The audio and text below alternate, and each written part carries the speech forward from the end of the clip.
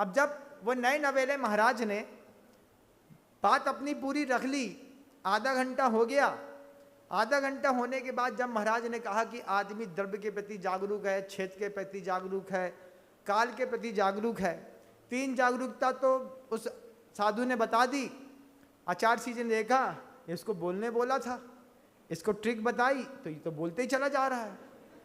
अब भैया कितना बोलना, कब बोलना, कहाँ पे बोलना, कैसा बोलना, उसमें भी चाबी भरनी पड़ती है। आचार्य जी ने बोला हाँ बोलता। फिर जैसी की आवाज़ आई तो वो बोलता है, साधु बोलता है, ये सर्दी के दिनों में कफ हो जाता है, इसलिए मुलैठी का पानी महाराज जी लोगों को पिलाना चाहिए। अब आचार्य जी इतना हंसे। अब वो तो साधु है, नया साधु है, अब उसको क्या पता कि आचार्य जी इशारा कर रहे हैं कि भैया बंद करो। वो बंद न करे। जैसे आचार्य जी की तो उसने कहा मुलैठी का पानी हर चौके में होना चाहिए जिससे किसी को खांसी ना हो। जब मुलैठी के पानी की बात आई तो साधु लोग भी हंसने लगे।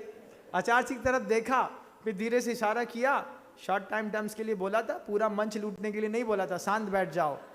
आचार्य जी ने खुद ही बोले ओम नमः सिद्धेभ्या। ऐसा देखते हैं बंद हो गया, बंद कर दो, क्या हो गया। आचार्य जी ने बोले शांत बैठ। जब गुरु जी के सामने उसने द्रव्य की, क्षेत्र की, काल की भाव रखी और बात रख दी, तब आचार्य जी बोलते हैं नई बछिया है, पहली पहली बार रोड में दौड़ती है तो जबरदस्त दौड़ती है। आपके घर में कभी बछिया हुई? आपने गाय पाली कभी?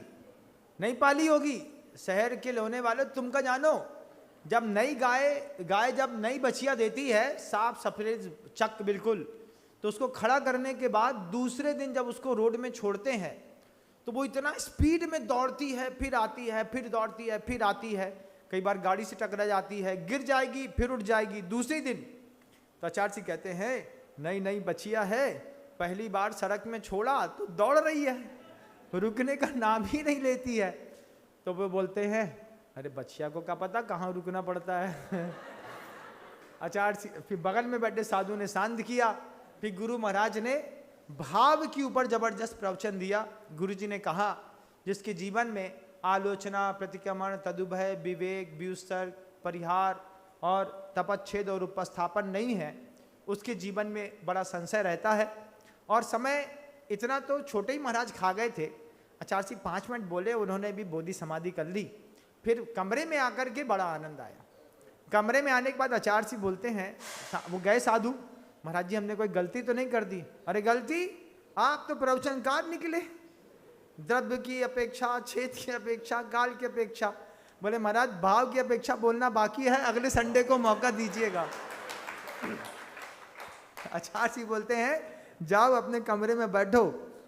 और आचार्य जी फिर बोलते हैं हम तो समझते थे कि ऐसे ही निकलेगा, यहाँ पे तो हर आदमी बम है।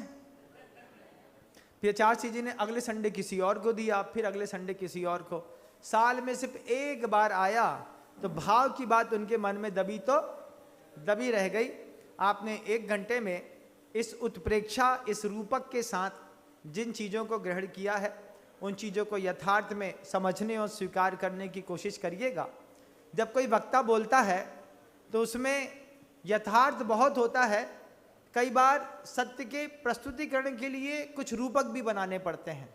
ये सब मिला जुला एक उद्बोधन है, आपके बीच में रखा। अपने जीवन के परिष्करण के लिए काम आइएगा। द्रव्य के प्रति, क्षेत्र के प्रति, काल के प्रति और भाव के प्रति जो आपकी परिणतियाँ लगातार बदल रही हैं, इसमें हम उत्थान करके अपना उच्चतर विकास कर सकें। शब्दों को विराम देता हूँ। गुरुदेव श्री विद्या।